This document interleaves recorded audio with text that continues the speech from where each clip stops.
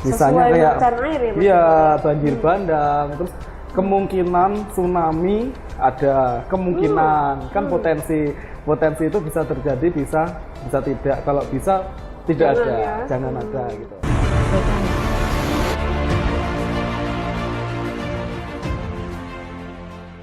Banjir bandang Trenggalek beralih ke Tulungagung.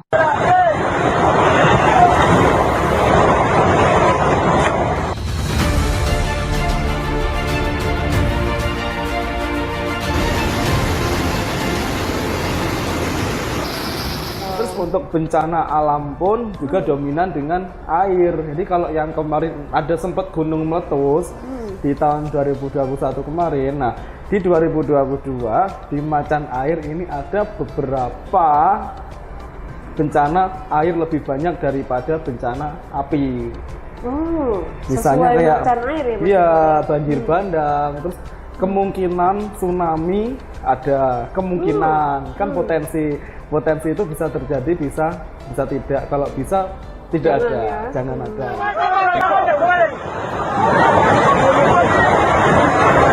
Banjir bandang yang sempat merendam pusat kota Trenggalek kini telah surut dan beralih ke timur menuju wilayah Kabupaten Tulungagung.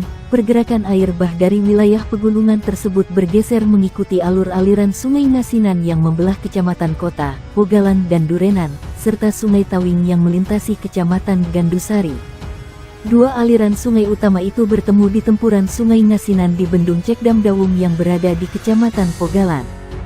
Terusan kedua aliran sungai besar ini menyatu di aliran Sungai Parit Raya yang melewati wilayah Kecamatan Durenan dan berlanjut hingga Kabupaten Tulungagung yang bermuara di Bendung Neyama. Pintu air Bendung Neyama inilah yang menjadi saluran akhir pembuangan banjir, baik dari Tulungagung maupun Trenggalek, menuju laut di pesisir Pantai Sine, Tulungagung. Seperti lalu-lalu, banjir dari kota Trenggalek ini bergerak arah timur menuju wilayah Tulungagung Selatan, kata Sekretaris BPBD Trenggalek Tri Puspita Sari di Trenggalek. Di Trenggalek, genangan air parah masih terpantau terjadi di wilayah Kecamatan Durenan dan sebagian Pogalan.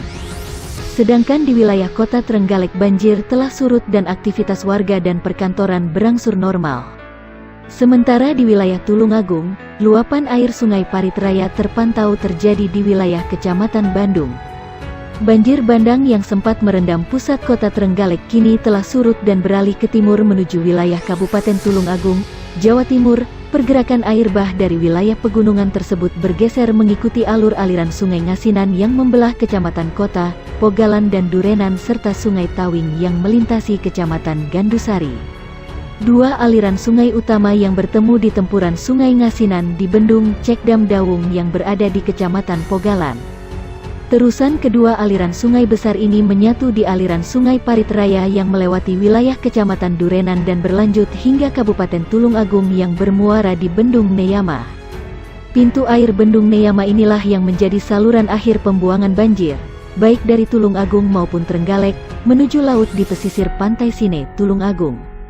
Seperti lalu-lalu, banjir dari kota Trenggalek ini bergerak arah timur menuju wilayah Tulungagung Selatan, kata Sekretaris BPBD Trenggalek Tri Puspita Sari di Trenggalek.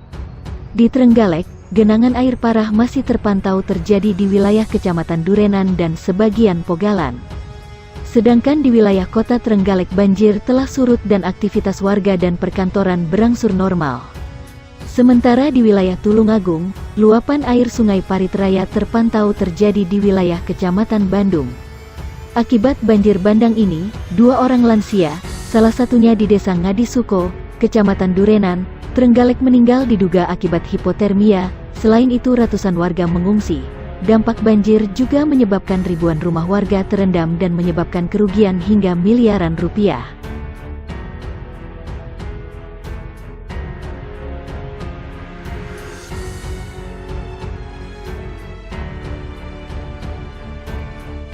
Sejumlah wilayah di Jawa Timur bagian selatan telah terdampak bencana hidrometeorologi berupa banjir bandang.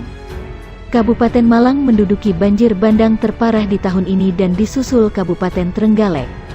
Hal ini diakibatkan debit air yang sangat tinggi sehingga material lumpur dapat masuk ke rumah warga, ungkap Sriono saat mengudara pada program wawasan di Radio Suara Surabaya. Dia melanjutkan, banjir di Kabupaten Trenggalek tersebut menimpa 5 kecamatan. Wilayah terdampak yaitu 9 kelurahan di Kecamatan Trenggalek, 7 kelurahan di Kecamatan Pogalan, 2 desa di Kecamatan Karangan, 7 desa di Kecamatan Gandusari, dan 2 desa ke Kecamatan Durenan. Banjir yang diakibatkan curah hujan yang tinggi dan air laut pasang, menyebabkan sungai tidak bisa memuat debit air yang tinggi hingga meluap ke rumah warga. Jika melihat topografi di wilayah Malang Selatan, wilayah tersebut merupakan area perbukitan dan banyak tebing. Air yang seharusnya meresap ke area perbukitan tidak dapat tertampung hingga langsung masuk ke rumah. Selain itu, sungai yang berkelok dan berbatu mengakibatkan terhambatnya laju air ke muara. Sedangkan jarak antara muara dengan rumah tidak terlalu tinggi. Untuk penanganan sementara ini, masyarakat Malang sudah diperbolehkan kembali untuk membersihkan rumahnya masing-masing. Pihak kami juga sudah melakukan suplai makanan dan alat-alat kebersihan dan dapur. Sementara untuk Trenggalek tidak sampai alat dapur, ujar Sriono. Sementara itu, BPBD juga bekerja sama dengan PU Sidoarjo untuk memasang pompa air agar debit air dapat berkurang. Tadi malam sudah ada 2 pompa untuk di Trenggalek, sedangkan di Malang tidak perlu pompa, hanya tinggal alat berat untuk pembersihan, ungkapnya. Jawa Timur mengatakan, banjir bandang di wilayah selatan Jatim beberapa hari ini karena curah hujan tinggi dan vegetasi di lereng pegunungan akarnya tidak mampu menahan air hujan. Yang terjadi di daerah selatan mayoritas adalah curah hujan yang menyebabkan sungai meluap. Apabila terjadi banjir bandang karena memang di kawasan pegunungan yang ada vegetasi, rawan terjadi penggerusan terhadap lapisan topsoil yang menyebabkan material pohon terbawa.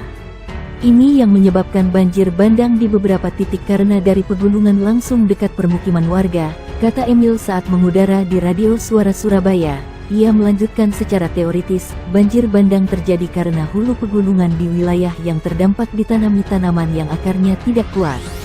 Seperti di Bondowoso, tepatnya di Ijen terjadi banjir bandang ternyata ditanami kentang daerah hulunya. Kemudian banjir bandang di Batu karena di sana ada kategori hutan lindung, produksi dan APL areal penggunaan lain.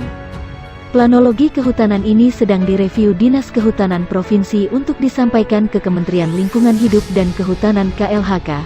Kira-kira APL memicu risiko banjir bandang nggak karena mereka asih kawasan hutan tapi dianggap APL, terangnya.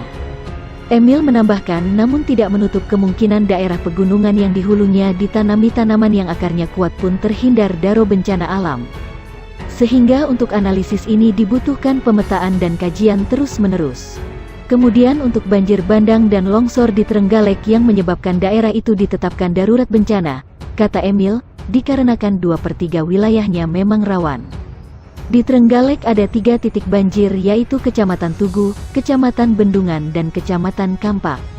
Kalau misalnya 1 hujan deras biasanya bisa nampung, tapi kalau sudah 2 pasti banjir, ujarnya. Sementara untuk penanganan kedaruratan bencana di Jawa Timur, Emil menyebut dilakukan dalam jangka pendek dan jangka panjang. Penanganan jangka pendek dilakukan dengan menyiagakan personel untuk turun langsung ke wilayah terdampak dan mengevakuasi warga yang rumahnya masuk dalam kategori rawan ke tempat yang lebih aman sebelum terjadi bencana.